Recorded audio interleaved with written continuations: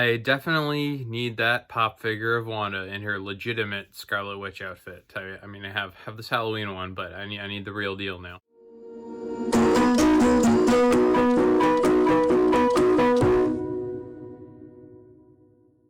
That's it, folks.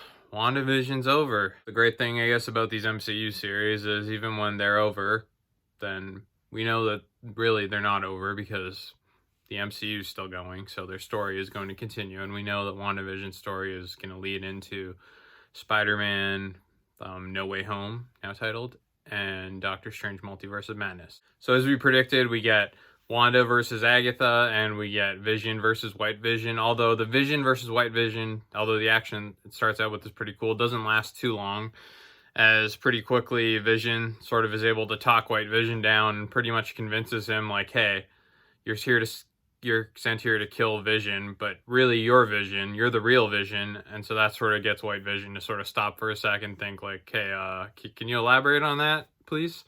And so Vision actually sort of does something to White Vision and makes him sort of remember all of his memories, because really that's the real Vision. So I think we pretty much got Vision back.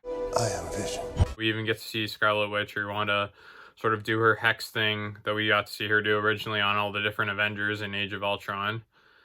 And so that was cool, sort of that coming back and her using that on Agatha. And then Agatha sort of flashes back to the Salem witch trials that we saw at the start of the last episode, and Wanda thinks she has her in control, but then even that, Agatha is powerful enough to sort of turn around on Wanda. And even though when Wanda's making all the dead witches that Agatha killed start to attack her, then suddenly they turn on Wanda and they put her up on the stake, and they start like proclaiming she's the Scarlet Witch, and that's sort of when you first start to see her crown, that crown sort of like appearing on her. So their battle continues, and eventually, just when we think that Agatha has the upper hand, then we realize that Scarlet Witch, this was, I thought, a pretty cool moment where Scarlet Witch reveals she's made runes all over the hex.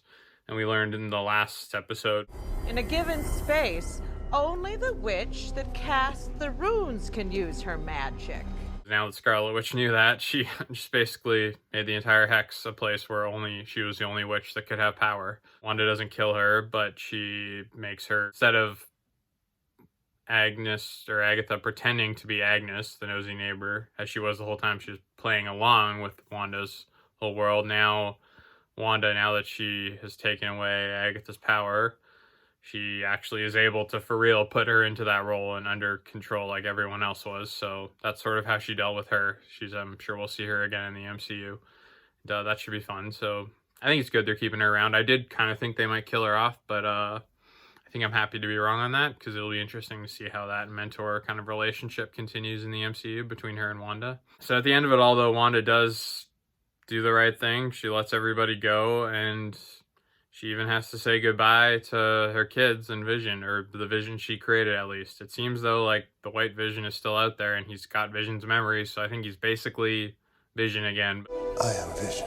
But probably, if it's like the comics, he's a colder version of Vision, because there's still something missing. But maybe, I suspect, Wanda, since she has that part of the Infinity Stone, as she said, within her, maybe she can sort of take what she used to make that Vision that could only exist within the hex. Maybe if she did imbue that into the White Vision, I think that's probably how I don't know, I mean, who knows, but I think that's a pretty likely scenario. Maybe she'll figure that out, and then he'll sort of come into color again, and he'll be the true Vision again. I think, I don't know, I don't mind that. I don't mind that Vision comes back. I don't think his story had to end in Infinity War like some of them.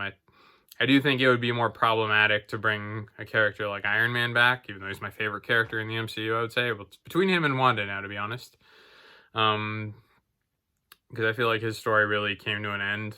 But I think Vision, there's still a lot more to mine and explore there. And his sacrifice, I don't think necessarily meant quite as much narratively as Tony Stark's.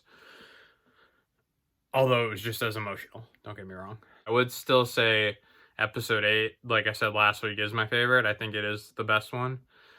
I think it just was just all like heavy emotions the whole time and really brought it all together. Like if you saw my review last week, I did say I think episode 8 basically sort of resolved everything the show really needed to resolve.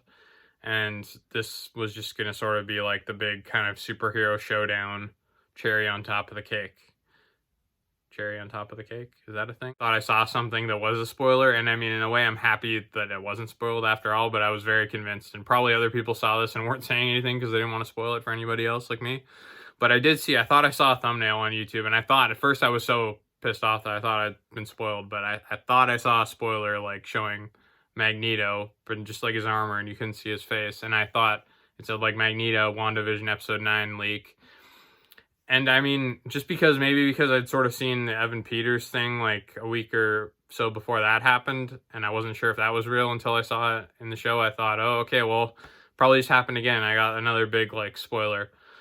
But that wasn't happening this time. And I have to admit, even though it would have sucked to have been spoiled on it, I am kind of happy that the show actually didn't turn out to be spoiled, because, I mean, that's always a good thing, I think. But that being said, I still think that would have been just so cool to, if I literally automatically, once I saw that, and the more I thought about it, I thought, okay, well, I couldn't see who the actor was, so I didn't know for sure if it was Michael Fassbender or Ian McKellen, so I didn't know for sure even. I thought, okay, well, it could be one of them, but it could be a new version of Magneto, and it could just be the MCU giving us its version of Magneto. But the more I thought about it, I thought, okay, no, it has to be.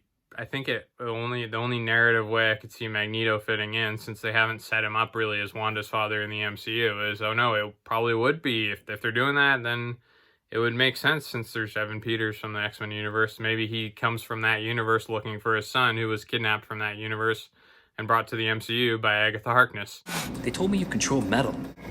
You know, my mom once knew a guy who could do that. Even though it didn't come true, it did make for some fun conversation.